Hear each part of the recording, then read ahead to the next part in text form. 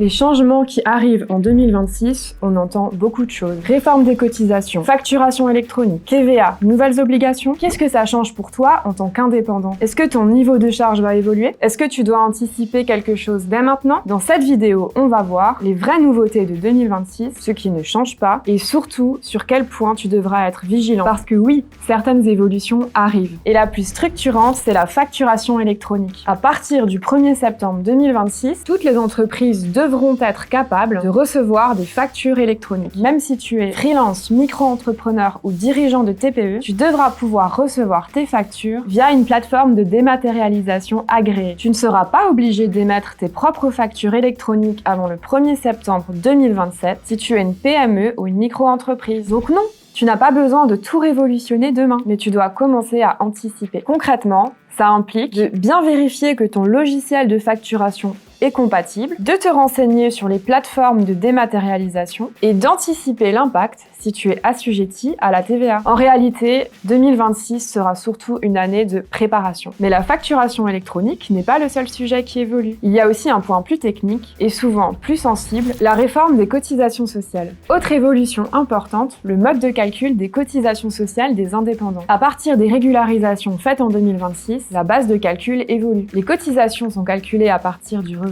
professionnel, c'est-à-dire chiffre d'affaires moins les charges d'exploitation, mais sans retrancher les cotisations sociales elles-mêmes. Ensuite, un abattement forfaitaire de 26% est appliqué pour déterminer la base finale. Est-ce que tu vas payer plus ? Pas automatiquement. L'objectif annoncé n'est pas d'augmenter globalement les prélèvements. En revanche, selon ton niveau de revenu, tes charges, ton statut, l'impact peut varier d'un indépendant à l'autre. La vraie chose à retenir, 2026 peut modifier le montant de ta régularisation. Donc la clé, c'est d'anticiper côté trésorerie pour éviter une mauvaise surprise. Les nouveautés de la sécurité sociale. Autre bloc important, la loi de financement de la sécurité sociale pour 2026. Elle apporte plusieurs changements concrets pour les indépendants. Premièrement, la réforme de l'ACRE. Depuis le 1er janvier 2026, l'ACRE évolue fortement. Pour rappel, c'est une aide qui permet une exonération temporaire de cotisations sociales. L'ACRE est désormais recentrée sur certains publics, les demandeurs d'emploi, les bénéficiaires du RSA ou de l'ASS, les jeunes de moins de 26 ans, certaines situations spécifiques. La demande devient obligatoire pour tout le monde. Avant, seuls les micro-entrepreneurs devaient la faire. L'exonération est moins avantageuse. Aujourd'hui, elle est plafonnée et elle ne peut plus dépasser environ 25% des cotisations sous certains seuils. Deuxièmement,